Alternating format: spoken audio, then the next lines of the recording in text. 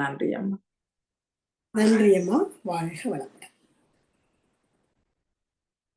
வாழ்க வையகம், வாழ்க வையகம், வாழ்க வளமுடன். குரு வாழ்க, குருவே துணை. வாழ்க வேதாத்திரியம். என்னை யான் அறிய வேண்ட இறைவா என் குருவாய் வந்தாய். சென்னியில் சிந்தை வைத்து சீர்தவம் முறையாய் செய்தேன். உன்னையே என்னுள் காட்டி உள் நிறைந்தறிவாய் நின்றாய். முன்னை சேர் வினை தூய்மைக்கே முயன்று அறநெறி வாழ்கின்றேன். வாழ்க வளமுடன்.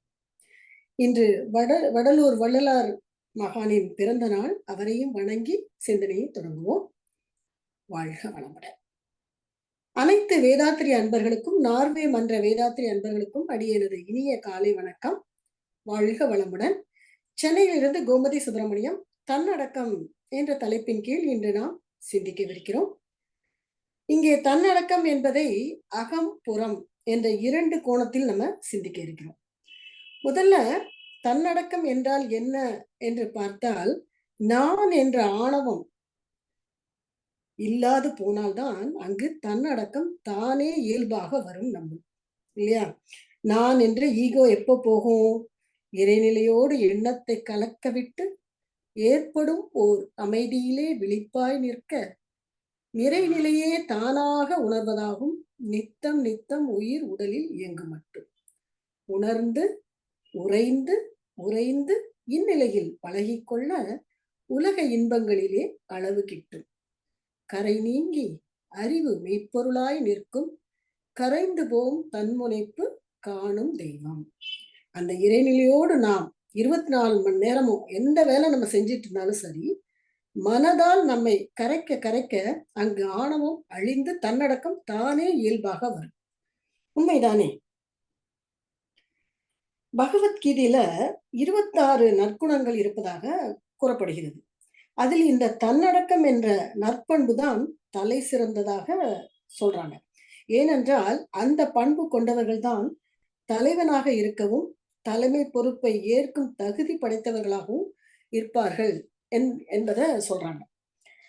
இந்த தன்னடக்கம் எப்படிப்பட்டது என்றால், நம்மிடம் கல்வி, பணம், புகழ், செல்வாக்கு இல்லாத சமயத்துல தன்னடக்கத்தோடு நடப்போம் இல்லையா? அது இல்லையா? ஏனென்றால் அப்படிப்பட்ட சமயத்தில் எல்லாருமே நம்ம தன்னடக்கத்தோடு தான் இருப்போம். அல்லது சிலவங்க என்ன பண்ணுவாங்க, தன்னடக்கத்தோடு இருப்பது போல நடிப்பது உண்டு. அதுவும் இல்லையா? இது ஏன்னா இது ஒரு நாள் போலி அப்படின்னு தெரிய வந்துடும் இல்லையா? அப்ப தன்னடக்கம்னா என்ன? எதுதான் தன்னடக்கம்? நம்மிடம் கல்வி, பணம், புகழ், செல்வாக்கு அபரிவிதமாக இருக்கும் போதும் நாம் இந்த பண்போடு இருந்தால் அது மேலும் மேலும் நம்மை வளர்ச்சி பாதைக்கு இட்டு செல்லும். உண்மைதானே? இது சத்தியமான உண்மைதான். காமராஜர் ஐயா, அப்துல் கலாம் ஐயா, மன்மோகன் சிங் இவர்கள் எல்லாமே தன்னடக்க தலைவர்கள் தான். காமராஜர் பத்தி ஒரு சின்ன ஒரு விளக்கம். அதாவது அவர்கிட்ட வேலை பார்த்தவங்க காமராஜர் கிட்ட சொல்றாங்க, ஐயா நாம மக்களுக்கு செய்ததை எல்லாம் நம்ம விளம்பரப்படுத்தினா நாம எளிதில் அடுத்த தேர்தலில் ஜெயிச்சிடலாம் அப்படின்னு சொல்றாங்க. அதுக்கு காமராஜர் ஐயா சொல்றாங்க, மக்களது வரி பணத்தை தான் நாம ஒழுங்காக செலவு செய்யத்தான் அவங்க நம்மளை வேலைக்காரர்களாக வச்சிருக்காங்க. என்ன ஒரு தன்னடக்கம் பாருங்க. அவர்களோட வரி பணத்தில் தான் நமக்கு சம்பளமும் தர்றாங்க. அதெல்லாம் மக்களுக்கு தெரியும், யாரை தேர்ந்தெடுக்கணும்னு அவங்க பார்த்துப்பாங்க அப்படி சொல்றாங்க. அதே மாதிரி ஒரு காலத்துல ஒரு பையன் மாடு மேய்ச்சிட்டு இருந்தான். அவனை காமராஜர் அழைத்து, என்னப்பா ஸ்கூலுக்கு போகலையா அப்படின்னு கேட்டதுக்கு அவன் சொல்றானா, ஸ்கூலுக்கு போனா நீ கஞ்சி ஊத்துவியா அப்படின்னு கேட்டானா. ஏன்னா அந்த சிறுவனுக்கு தெரியாது, தன்னிடம் பேசி கொண்டு இருப்பவர் முதலமைச்சர் காமராஜர் என்று தெரியாது. சரி சாப்பாடு போட்டா வருவியா அப்படின்னு கேட்டிருக்காரு. அதுக்கும் அவன் ஒரு நக்கலா பதில் சொல்லிட்டு ஓடிட்டான். உடனே காமராஜர் சென்னை முதல் வேலையை என்ன பண்றாரு, பள்ளிக்கு குழந்தைகள் ஒழுங்காக வர வேண்டும் என்றால் அவர்களுக்கு ஒரு வேளை உணவு கொடுக்க வேண்டும் என்று முடிவு செய்து, அதற்கு செலவு என்ன ஆனாலும் பரவாயில்ல, குழந்தைகளின் படிப்பு முக்கியம், அதற்காக நான் யாரிடமும் வேண்டுமானாலும் பிச்சை எடுக்க தயாராக இருக்கிறேன் அப்படின்னு சொல்றேன். எவ்வளவு பெரிய உள்ளம் பாருங்க ஐயாக்கு. அதே மாதிரி அப்துல் கலாம் ஐயா அவர்கள் தான் ஒரு விஞ்ஞானி, குடியரசுத் தலைவர் என்று சொல்வதிலெல்லாம் பெருமைப்பட மாட்டார். தான் ஒரு ஆசிரியர் என்று சொல்லவே பிரியப்படுவார். அவருக்கு பிடித்தமானது மாணவர்கள் தான். அவர்களுக்கு பாடம் சொல்லித் தருவதே அவர் மிகவும் விருப்பம் கொண்டு அதுதான் அவர் செய்யணும்னு ஆசைப்படுவார். என்ன ஒரு தன்னடக்கம் பாருங்க அவர்கிட்ட. அப்புறம் சுதந்திர இந்தியால பிரைம் மினிஸ்டர் நேருஜி, இந்திரா காந்திக்கு பின் தொடர்ந்து 10 ஆண்டு காலம் பிரதமர் பதவியில் இருந்தவர் யாரு? நம்ம மக்களின் பிரதமர் மன்மோகன் சிங் அவர்கள் தான். இந்தியாவின் பொருளாதாரத்தை வளர்ச்சி பாதையில் கொண்டு சென்ற பெருமைக்குரிய மனிதர். அவர் தன்னடக்கத்தின் மறு உருவம் என்று கூட நம்ம சொல்லலாம். அதே மாதிரி நமது ஆசான் அருள் தந்தை அவர்களும் தன்னடக்கத்தில் திளைத்த அருள் தொண்டர் இல்லையா? நம்ம எல்லோரோட வாழ்வின் நோக்கத்தை நமக்கு புரிய வச்சு, பண்பாட்டு கல்வி எனும் மனவளக் கலையை நமக்கு தந்த மகான். அப்படிதானே? ஆனால் இந்த காலத்தில் தன்னடக்கம் என்ற இந்த ஹியூமிலிட்டி காணாமல் போனது என்னமோ நிஜம்தான். இதற்கு என்ன அர்த்தம் அப்படின்னு கேட்டா கூட தெரியாத ஒரு நிலையில தான் இந்த காலத்துல இருக்காங்க மனிதர்கள். திருக்குறள்ல திருவள்ளுவர் ஒரு குறள் சொல்லியிருப்பார் பாருங்க. அது என்ன அப்படின்னு பார்த்தீங்கன்னா, "அடக்கம் அமரருள் உய்க்கும், அடங்காமை ஆரிருள் உய்த்துவிடும்." அதாவது அடக்கத்தோடு வாழ்பவர்கள் தெய்வத்தன்மை வாய்ந்தவர்கள், உயர்ந்தவர்களாம் அப்படின்னு போற்றப்படுவாங்க. ஆனால் அந்த அடக்கமின்றி ஆடுபவர்கள் விரைவில் வீழ்வது திண்ணம் என்கிறது இந்த குறள். அதாவது அடக்கத்துடன் நிற்கும் நெற்கதிர்கள் அறுவடைக்கு தயாராக இருக்கும். ஆனால் அடங்காது நிற்கும் புல் என்ன பண்ணுவாங்க? களை எடுத்து விடுவாங்க. அது போலதான். தன்னடக்கத்துடன் பெரிய பெரிய பதவியில் அமர்ந்திருப்பவர் கூட எந்த காலத்திலும் பார்த்தீங்கன்னா, வீழ்ந்து விட வாய்ப்பே இல்லை. இது உண்மை, சத்திய உண்மை.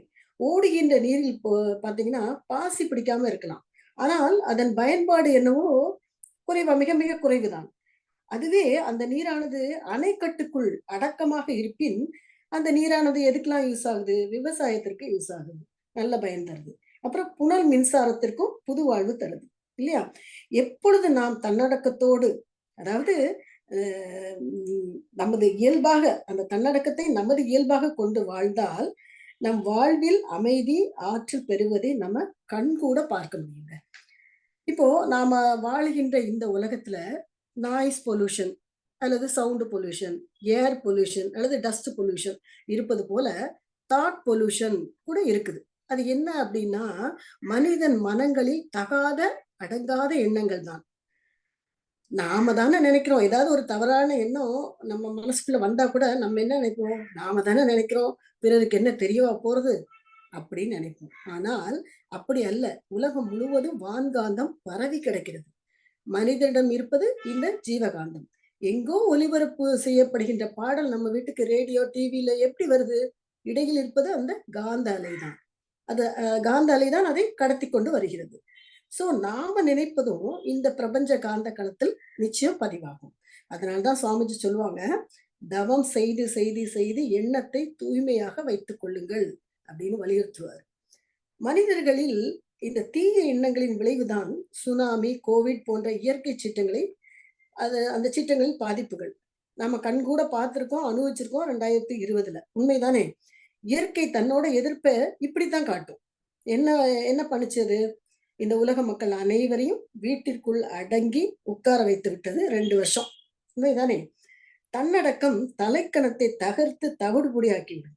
அதுபோல் ஒரு அவையில் அடக்கத்துடன் நடந்து கொள்ளும்போது அனைவரது நன்மதிப்பையும் நாம் பெறுகிறோம். நமது நாவடக்கம் அதாவது பேசுவதில் ஒரு வரம்பு இருக்க வேண்டும். அப்படி இருந்தால் வீண் வம்பு, வழக்கு, பிரச்சனைகள் இவையெல்லாம் வரவிடாம நம்ம தடுத்துக் கொள்ளலாம். சிலர் நினைப்பாங்க, தன்னடக்கத்துடன் இருப்பவர்கள் ரொம்ப எல்லாம் பயந்த சுபாவம் கொண்டவர்களா இருப்பாங்க. பயத்தின் காரணமா தான் அப்படி இருக்கிறாங்க என்று தவறாக புரிந்து கொள்வார்கள். ஆனால் அது அப்படி அல்ல.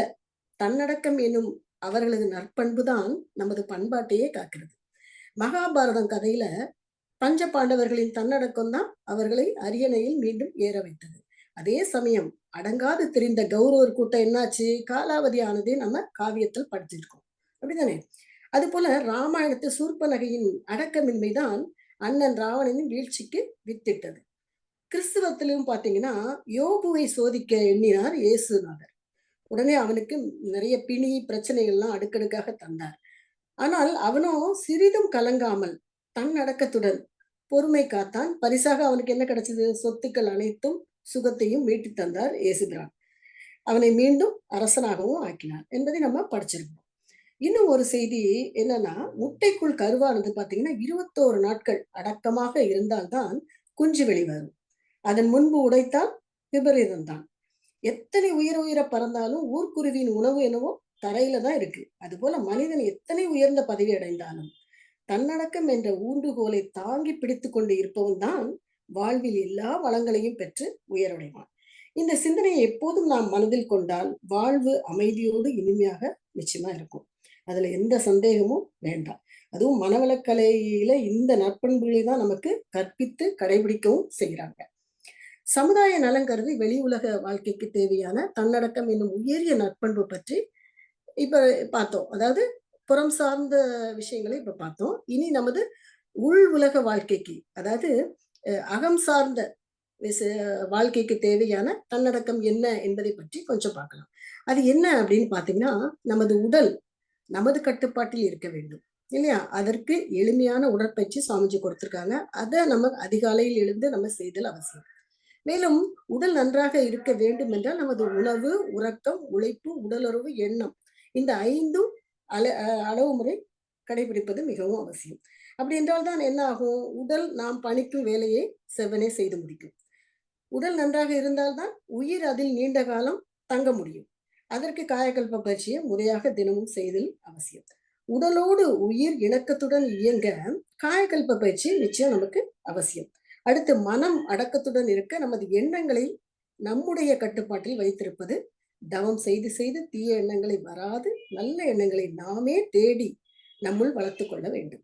அதாவது நமது உடல், உயிர், மனம் 3ம் இணக்கமாக இருக்க ஒரு கட்டுப்பாடுடன் இயங்க தான் நமக்கு உடற்பயிற்சி, காயகல்பம், தவம் பயிற்சிகளை சாமிஜி நமக்கு கொடுத்திருக்காங்க. அதை நாள் தவறாது செய்தல் மிக மிக முக்கியம். அந்த எண்ணங்கள் முக்கியமா எண்ணங்கள் நமது கட்டுப்பாட்டில் இருக்கும்போது, இந்த 5 புலன்களும் என்னலாம்? தோல், நாக்கு, மூக்கு, கண், காது நமது கட்டுக்குள் இருக்கும். ஒவ்வொரு எண்ணத்தையும் விழிப்புணர்வுடன் கட்டுப்பாட்டிற்குள் வைத்துக்கொண்டு நாம் செயலாக்கும்போது, அங்க என்ன ஆகும்னா, நற்பண்புகள் வளரும். நற்பண்புகள் என்னலாம்? தற்பெருமையின்மை, கர்வமின்மை, கடும் பற்றின்மை, சுயநலமின்மை, தன்னடக்கம், விடாமுயற்சி, அமைதி, அகிம்சை, பொறுமை, நேர்மை, உண்மை, மற்றவருக்கு உரிய மதிப்பு அளித்தல், மன்னித்தல், பொறாமையின்மை, மன உறுதி, பிறரிடம் யாசிக்காமல் இருப்பது. அப்புறம் பாத்தீங்கன்னா, எதிலும் நல்லதையே காணுதல், இயற்கை வளம் காத்தல், பிரதிபலன் எதிர்பாராமல் செய்யும் சேவை மனப்பான்மை, நிஷ்காமிய கர்மம் போன்ற நற்பண்புகள் தானே வளரும். எப்போதும் பிறருக்கு நன்மை மட்டுமே செய்ய தயாராகும் நிலைக்கு நாம் வந்துவிட்டால், அதுவே எல்லாம் வல்ல இறைவனுக்கு ஆற்றும் தொண்டாகவும் ஆகுது. அப்போது அனைத்து நற்பண்புகளும், நற்செயல்களும் இயல்பாக நமக்கு அமையும். மேலும் விழிப்புணர்வுடன் நமது எண்ணங்களை கட்டுப்படுத்தி செயல்படுவதே நம்முடைய வெற்றிக்கும் உயர்வுக்கும் அடிப்படை காரணமாகவும் அமையும். தன்னடக்கத்தில் இந்த மன அடக்கம் பார்த்தீங்கன்னா மிக மிக முக்கியமானது. இந்த மனமானது என்ன ஆகுது? புலன்கள் வழி சென்றால் அது நமது உயிர் சக்தியை அதிக அளவில் செலவாக்கும். ஏனென்றால் நமது புலன்கள் தான் உயிர் சக்தி செலவாகும் வழிமடைகள். நமது உயிர் சக்தி செலவைத்தான் நாம் என்ன நினைக்கிறோம்? இன்ப துன்ப உணர்ச்சிகள் அப்படின்னு நம்ம சொல்றோம்.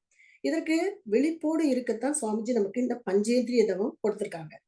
இந்த 5 பூதங்களான நிலம், நீர், நெருப்பு, காற்று, விண் இவற்றை நமது 5 புலன்கள் கொண்டு தோல், நாக்கு, மூக்கு, கண், காது மூலம் 5 உணர்வுகளாக அழுத்தம், ஒளி, சுவை, மனம் அப்படியா நம்ம உணர்றோம். நமது உடல்ல பார்த்தீங்கன்னா, நிலமாக இருப்பது பருவுடல், எலும்பு, தசைகள். நீராக இருப்பது இரத்த ஓட்டம். காற்றாக மூச்சுக்காற்று. கனலாக உடல்ல 98.4 டிகிரி செல்சியஸ் வெப்பம் எப்பவுமே மெயின்டெயின் ஆயிட்டு இருக்கு. இது கூடுனா ஜுரம்னு சொல்றோம், குறைந்தால் ஜன்னி அப்படின்னு சொல்றோம். விண் என்பது என்னவா இருக்குது? உயிராக இருக்கிறது. அப்படித்தானே? நமது உடலின் இயக்கம் பார்த்தீங்கன்னா, 2 விதமாக இயங்குது. ஒன்று சென்ட்ரல் நர்வஸ் சிஸ்டம், இன்னொன்னு அட்டானமஸ் நர்வஸ் சிஸ்டம். இந்த சென்ட்ரல் நர்வஸ் சிஸ்டத்துக்கு நம்ம அது இயங்குறதுக்கு உயிர் சக்தி 25% தேவைப்படுது. அட்டானமஸ் நர்வஸ் சிஸ்டம் இயங்குவதற்கு உயிர் சக்தி 75% தேவைப்படுது. சென்ட்ரல் நர்வஸ் சிஸ்டம்னா என்ன? நாமாக விரும்பி இயக்குவது. ஃபார் எக்ஸாம்பிள் கை, காலு, வாய், குதம், பால்குறி இந்த உறுப்புகள். இதைத்தான் கர்மேந்திரியங்கள் அப்படின்னு சொல்லுவோம். தோல், நாக்கு, மூக்கு, கண், காது இது ஞானேந்திரியங்கள் அப்படின்னு நம்ம சொல்லுவோம். இந்த அட்டானமஸ் நர்வஸ் சிஸ்டம் அது பார்த்தீங்கன்னா, முழு நேரமும் தானே இயங்கும். அதுக்கு என்னெல்லாம் சொல்லலாம்னா, ஹார்ட் சொல்லலாம், லங்ஸ், சிறுநீரகங்கள், ஜீரண மண்டலம், மூளை. ஆனால் இந்த 5 உணர்வுகளில் தொடு உணர்வு மட்டும் பெற்றது தாவரம் ஓரறிவு கொண்டது. நாக்கு எனும் சுவை உணர்வு கொண்ட புழு, அது என்னது? 2 அறிவு கொண்ட ஜீவன். மூக்கு வாசனை அறிவு கொண்ட எறும்பு 3 அறிவு ஜீவன். கண் என்ற ஒளி உணர் அறிவு பெற்ற பாம்பு 4 அறிவு ஜீவன். காது ஒளி உணர்வு அறிவு படைத்த விலங்கினங்கள் 5 அறிவு ஜீவன்கள். இந்த 5ல் தோலின் மூலம் ஸ்பரிச உணர்வுக்கு ஒரு கட்டுப்பாடு இன்றி மனிதனுக்கு அடிமையாகிறது எது? யானை.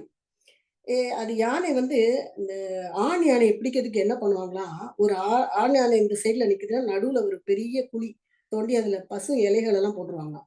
ஃபுல்லா நிரப்பி வச்சிருவாங்க. அந்த பக்கம் ஒரு பெண் யானையை நிப்பாட்டி வச்சிருவாங்களாம். இப்ப இந்த ஆண் யானை இந்த பெண் யானையை பார்த்த உடனே அது கூட தன்னை இணைத்துக் கொள்ள வேண்டும் என்று ஆர்வத்துல ஓடி வருமா. அப்படி ஓடி வர சமயத்துல நடுவுல அந்த குழி இருக்கிறத பார்க்காது. அந்த குழிக்குள்ள விழுந்துரும், மனிதன் கையில மாட்டிக்கிடும். இது என்ன? அதோட தோலின் ஸ்பரிச உணர்வுக்கு மயங்கி அந்த மாதிரி மனுஷங்கிட்ட மாட்டிக்குது. அதே மாதிரி நாக்கு என்ற புலன் மூலம் சுவைக்கு அடிமைப்பட்டு சிக்கும் மீன்கள். அதாவது ஆத்துல நிறைய புழுக்கள் இருக்கும். ஆனாலும் ஒருத்தன் தூண்டில் போட்டு அந்த தூண்டில்ல ஒரே ஒரு புழுவை வச்சு உள்ள விடுவான். ஆனா அந்த மீன் என்ன பண்ணும்? அந்த புழுவை தேடி வந்து மாட்டிக்கும் இல்லையா? நாக்கு என்ற அந்த ஒரு புலன் மூலம் அது மாட்டிக்குது. மூக்கு என்னும் நுகர்கருவி மூலம் வாசனையை மயங்கி அந்த வாசனையில மயங்கி பூவுக்குள் சிக்கும் வண்டுகள் பார்த்திருக்கோம். அதே மாதிரி கண் என்னும் ஒளி உணர் கருவியால் அட்ராக்ட் ஆகி வெட்டில் பூச்சி என்ன ஆகுது? இந்த வெளிச்சத்துல போய் போய் முட்டி மோதி மோதி மோதி அது தன்னோட வாழ்க்கையை இழந்துருது. விளக்கொளியில் வீழும் வெற்றில் பூச்சிகள். அடுத்து பாத்தீங்கன்னா, காது எனும் ஒளி உணர் கருவிக்கு ஒலிக்காக வசப்பட்டு மாயும் சாதக பறவைகள். அதாவது இந்த சாதக பறவைகள் இப்போ இந்த காலத்துல இல்ல. இது ரொம்ப டேஸ்டா இருக்குமா. இது உயர பறக்கக்கூடிய ஒரு பறவை. அந்த பறவைய புடிக்கிறதுக்கு என்ன பண்ணுவாங்கன்னா, ஒரு பெரிய குழியில நெருப்பு ஃபுல்லா போட்டு, அது ஃபுல்லா சுத்தி வர நின்னு தாரா, தம்பட்டா இந்த மாரி நெறைய கருவிகள் வச்சு ஒலி எழுப்புவாங்களாம். அந்த ஒலிக்கு அந்த பறவை என்ன ஆகும்னா, மயங்கி அப்படியே மேல பறந்த பறவை அப்படி இப்படி கொஞ்சம் கொஞ்சம் கொஞ்சமா கீழ வருமாம். கீழ விழுந்து அந்த நெருப்போட அனல் தாங்காம உள்ள விழுந்துருமாம். அத அத இவங்க உணவாக பயன்படுத்துவாங்க. இந்த மாரி இது அந்த ஒலிக்கு மயங்கி இது தன்னை மாய்த்துக் கொள்கிறது. இப்படி இந்த ஜீவன்கள் எல்லாம் என்ன ஆகுது? ஏதோ ஒரு புலனுக்கு ஆசைப்பட்டு தன்னடக்கம் இல்லாமல் மடிந்து போகின்றன. ஆனால் 6 அறிவு படைத்த மனிதனாகிய நம்ம என்ன பண்றோம்? இந்த 5 புலன்களுக்கும் ஆசைப்பட்டு ஒரு கட்டுப்பாடு, தன்னடக்கம் இல்லாம என்ன பண்றோம்? சிக்கல்ல மாட்டிக்கின்றோம். இதில் எல்லாம் இருந்து விடுபட நமக்கு பஞ்சேந்திரிய தவம் ரொம்ப அவசியமானது. இந்த தவம் செய்ய செய்ய பார்த்தீங்கன்னா, புலன்கள் வழியே உயிராற்றல் செலவு உணரப்பட்டு தன்னடக்கம் பெறுகிறது. இதனால் நமது அதிகப்படியான உயிராற்றலின் செலவு கட்டுக்குள் வருகிறது. இதனால என்ன ஆகும்? பொருள் மயக்கம், புலன் மயக்கம் 2ம் ஒரு கட்டுப்பாட்டுல வரும். நமது எண்ணம், சொல், செயலியும் ஒரு விழிப்புணர்வு ஏற்படும்.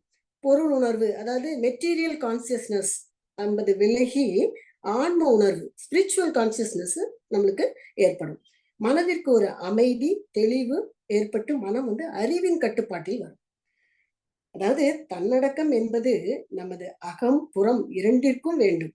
முதல்ல நாம் நமது புலன்களை அடக்கமாக வைத்துக்கொண்டு ஆசான் கொடுத்த அந்த பயிற்சிகளை தினமும் மேற்கொண்டு சுவாமிஜியின் 2 ஒழுக்க பண்பாட்டையும் கடைபிடித்தாலே போதும். வாழ்வில் நமக்கு எப்போதும் அமைதி, வெற்றி, மகிழ்ச்சி தான் என்பதை ஆணித்தரமாக பதிவு செய்து கொண்டு எனது குரு சிந்தனையை நிறைவு செய்து கொள்கிறேன். வாழ்க வையகம், வாழ்க வையகம், வாழ்க வளமுடன். நன்றி அம்மா. வாழ்க வளம்.